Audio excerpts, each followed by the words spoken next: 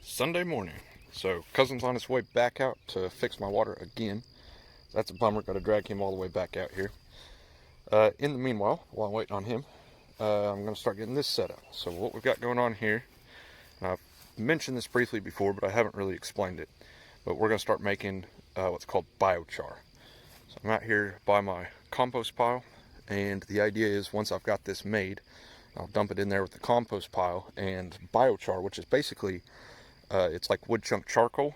In this case, I'm going to be using some paper and boxes, and just this is scrap paper from work, and boxes just from shipping, stuff that we had to buy at work.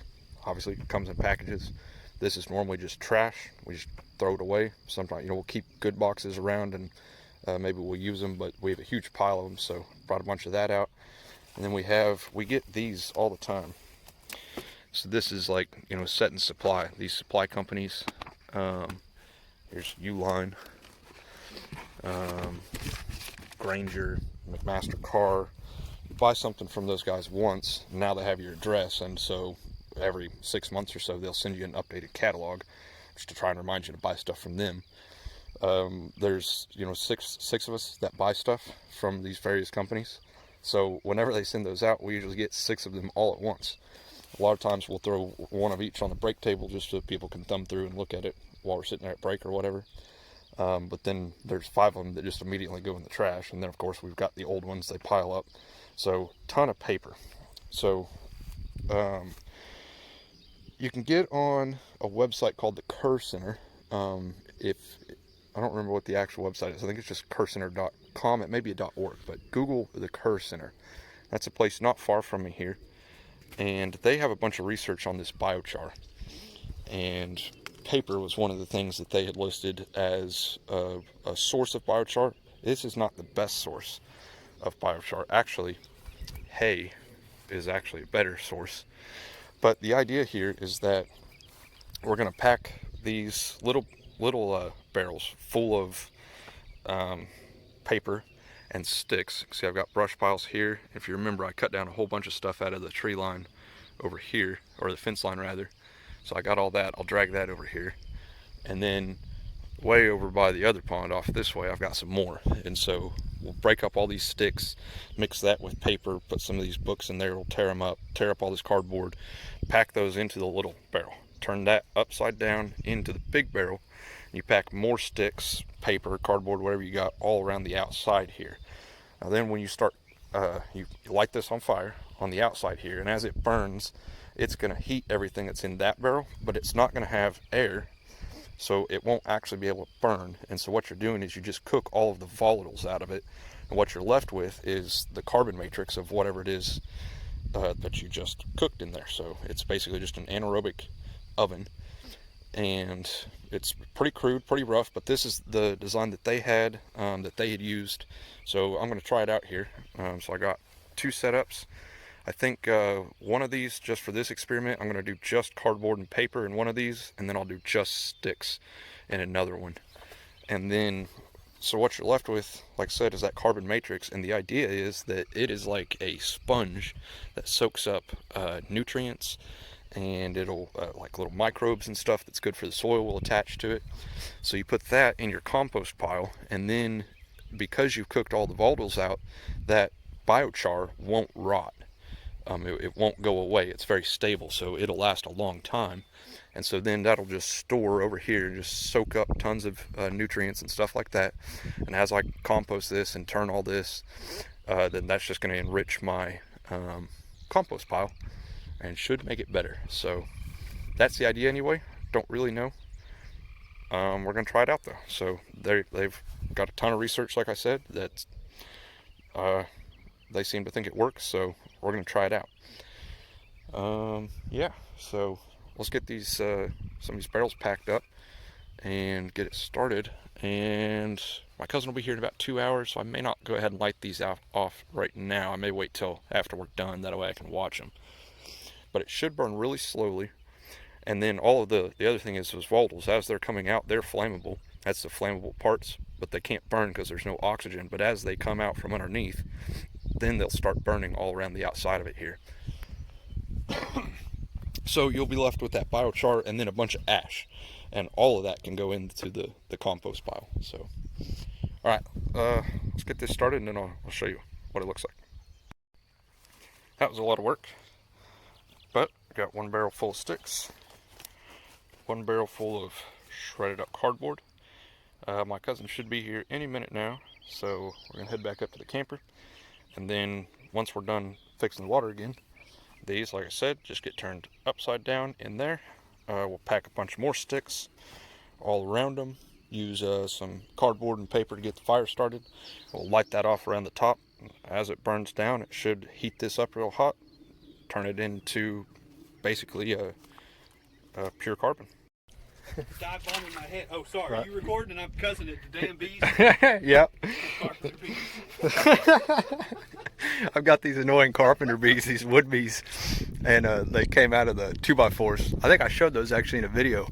But like if I'm sitting here in my chair in the evening, they just sit there and dive bomb your face all the time. They're a real nuisance. Anyway, here's what we got going on. So, this is a real fancy type of a compression fitting, and it's got little lock collars on the outside of it there to keep that from being able to break loose. What it was is the T that was right here, this end of it blew out. The glue connection just completely failed, so that's odd.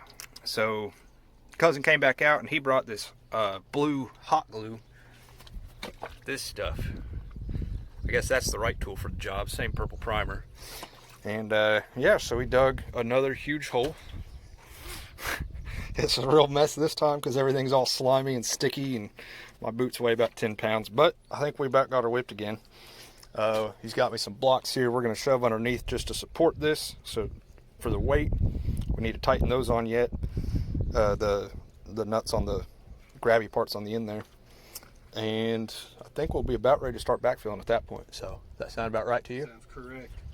All right. I like the grabby things. It's good verbiage. Yeah. Technical term. Technical terms. All right, I'll show you when we start filling it. All right, that's where we're going to leave it for now. He was worried about on that 3/4 inch line, if we put all this mud on it, it's got so much water in it, it's so heavy right now that it's going to settle because of all the water and the fluff from having dug it so many times. And so if we covered it all the way over, it would have 400, 500, 600 pounds worth of mud on top of it, and then if it settles out underneath of it, then all that weight's just pushing straight down on it, if that makes sense. But everything's pressured back up, and we should be good to go. So the glue that he brought out dries a lot faster than the stuff I had before, and so we were able to actually build everything, pressure test it, and we only had to wait about 30 minutes, but got that going again, so good deal. About to go get back on some biochar. Went ahead and lit that one. Just kind of show you guys what I got going on. This is the one that has the cardboard and stuff in it and the paper. So we got some big sticks and stuff down in there, and then I'll go get out of my brush piles just a bunch of little sticks. We'll shove all that here in the top to get everything going, and then the idea is some paper in there, but hopefully that's going to burn nice and hot and all the way down the barrel, and then as it heats up the biomass that's inside of this canister, all those volatiles are going to get released, and those will burn and make biochar. I don't know, looks like it's working, so let's fill this one up and get it started. These have been burning for a while now. That one seemed to have done better for whatever reason than this one. Not quite sure why, but that one's still going. It had a bunch of stuff that had kind of got stuck up here at the top, little sticks, so I just shoved them all back down to the bottom where kind of the coal base is that had burned down. This one, still smoldering down there. Still really hot, but I think it seems to have burned better. Now, I don't know if that means that it cooked the biochar better. Maybe I just didn't put as much in there, or put smaller stuff in that one, and so it just burned better. I tried putting some of these bigger pieces, and these are the pieces that I couldn't get in my shredder, the chipper shredder over there, all the leftover little bits. I tried shoving them down in there just to see if I could burn them and just have a good way to get rid of them. That didn't seem to work real great, though. I wouldn't recommend that. I think it's best to just use sticks and twigs, and that's what on the Kerr Center on their website, that's what they recommend. So, whatever, I was just trying it to see if it would work. But I don't think that's the best thing to do. Now, they also recommend having a lid on here with a smokestack. I don't have that built up, but I wanted to try without it and just see what I came up with, see what happens. So, I don't know. Anxious to see what's actually in there once I get these open. Looks like, though, they're probably still going to be too hot today, so I'll probably have to come back out tomorrow, open them up, and see what we got. So, until that one got good and hot, cooked all the paint off of it there. And this one, too. Pretty much all the way around on that. So, alright. I still haven't moved my mineral trough. I've got to go get that done. So I'm going to go do that right now. So my mineral trough still has mineral in it. So I don't want to carry it kind of the way I usually do. And especially since I have a long way to go with it. So I've got it up on there. And then I've got just a strap that goes around and hooks onto the bucket. That makes me a little bit nervous. The other side looks better, but I think it'll ride, so I don't know. Let's find out. This is number 16's calf. It's one that I had to take to the vet the other day because its legs are all swelled up and he could barely walk.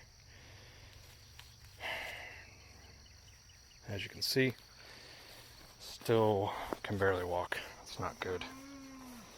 I called Doc back and asked him. He said at this point it probably isn't going to get better.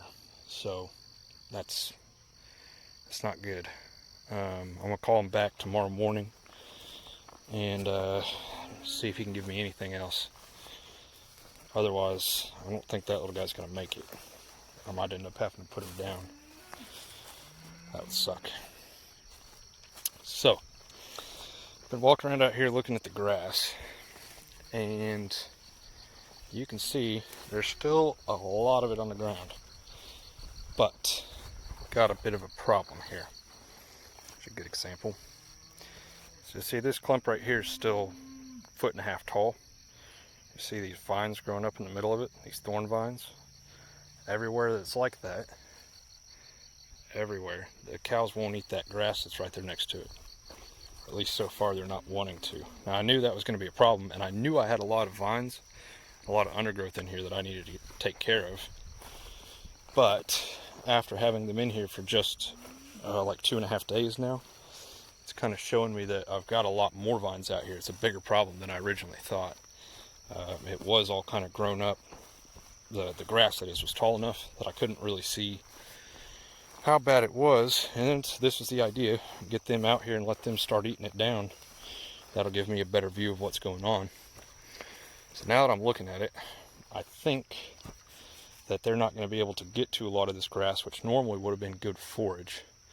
Now, I should have mowed this in the fall or in the early spring, and that would have helped a lot with this problem.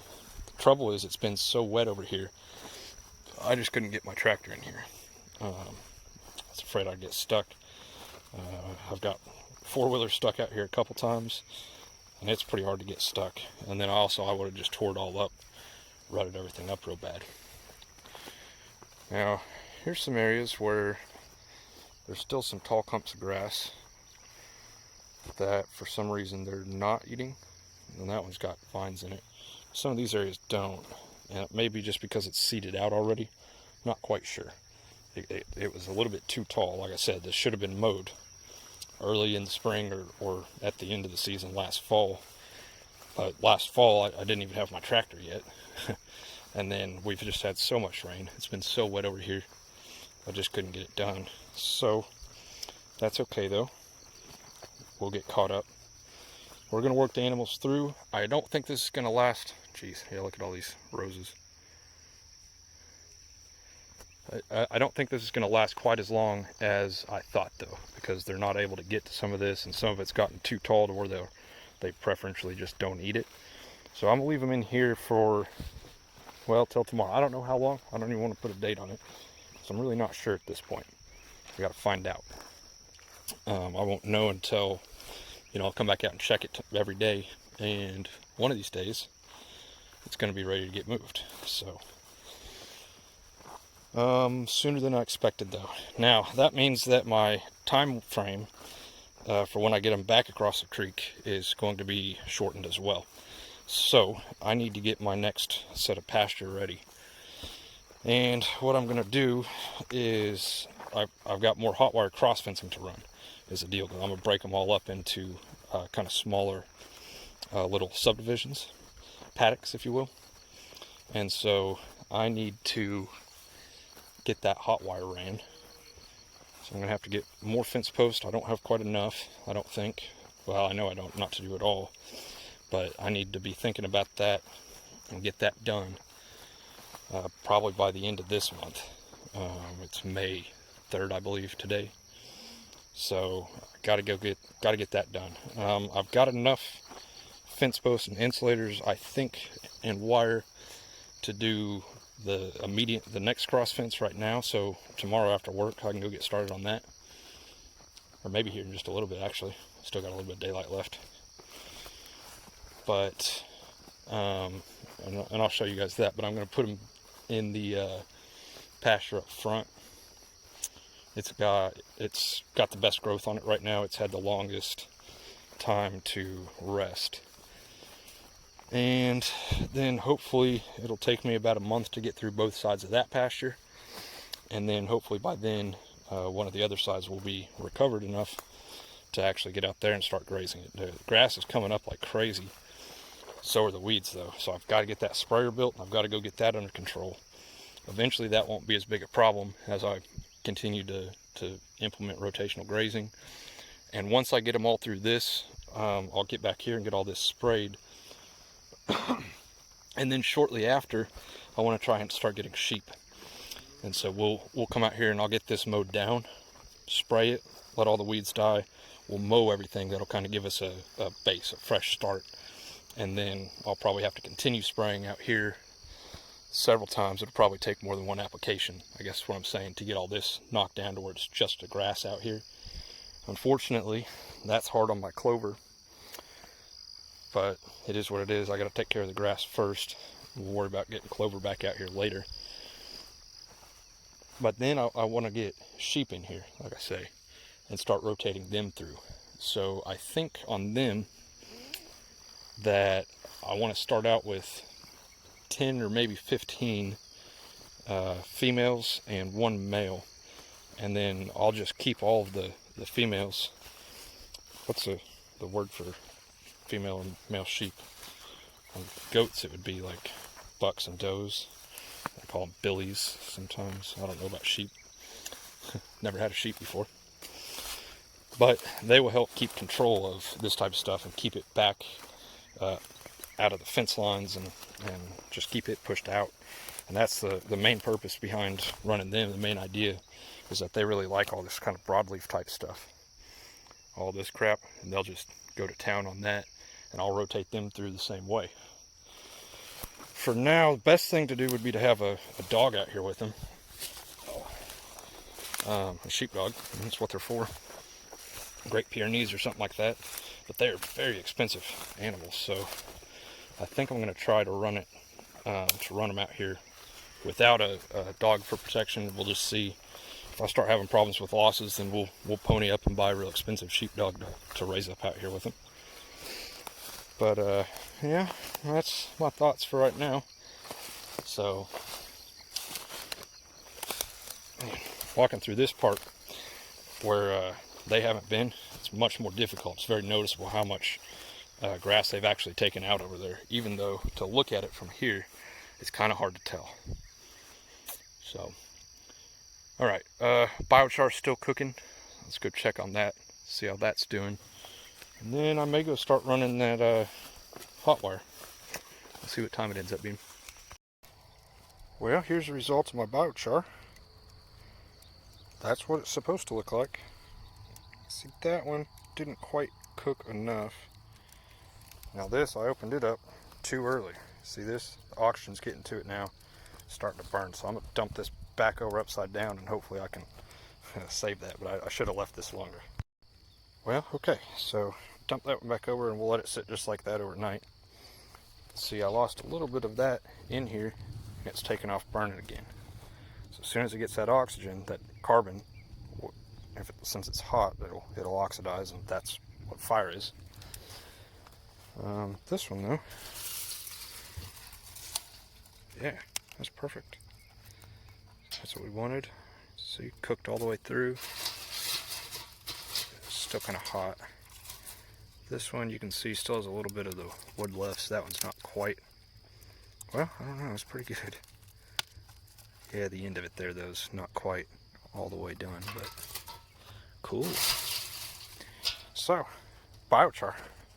There it is. So, well, that's a lot of work. Barrels are still, once I turned them over, all the coals down at the bottom relit. Now, once this has completely stopped burning and it's not hot anymore, I'll dump that in there as well.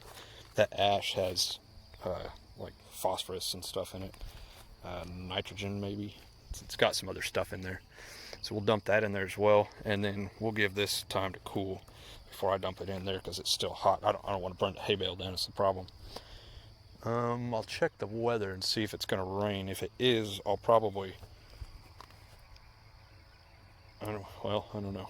I'll probably go ahead and dump this one back over upside down too, so that the rain doesn't fill it up full of water. That may not be a bad thing though, I don't know. But anyway, that worked out exactly the way I thought it was going to. It's exactly the way it should have. So the Kerr Center was right. Their plan worked. Like I said, now theirs has a little smokestack on top of it. I'm not sure what the reason for that is, but pretty cool. Awesome. I'm pretty excited about that. That worked good. So even with the big sticks in there, now that I think of it, so I can use those. So I just got to get them burning. So maybe less of those, more of the little twigs, and just get it burnt hot. And then that way, the thing is, I've got those, and maybe I could just do those in here and actually turn those into biochar. I think they're too big though. So I don't know. We'll keep experimenting. We'll keep playing with it and see what else we come up with. Now you can see how much like smaller this is, right? Just break this and pack it all down. So that was filled all the way up to here. So that much sticks gives you like realistically probably a third, maybe even only a quarter of the barrel worth of actual biochar. So it's going to take a lot of stick burning to get enough to be useful. But idea though, like I said, is you mix this in with your compost and it just makes your compost that much better. This seemed to work really good, except that it caught on fire when I pulled it out and exposed it to air.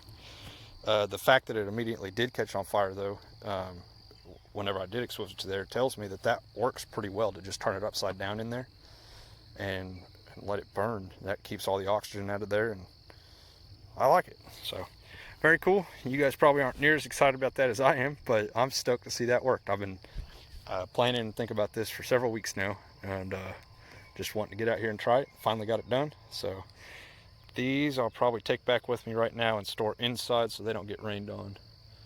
And don't forget to do that. So, okay, well, I got a few hours of daylight left. I guess I'm going to go start running that cross fence, and we'll see you guys next week.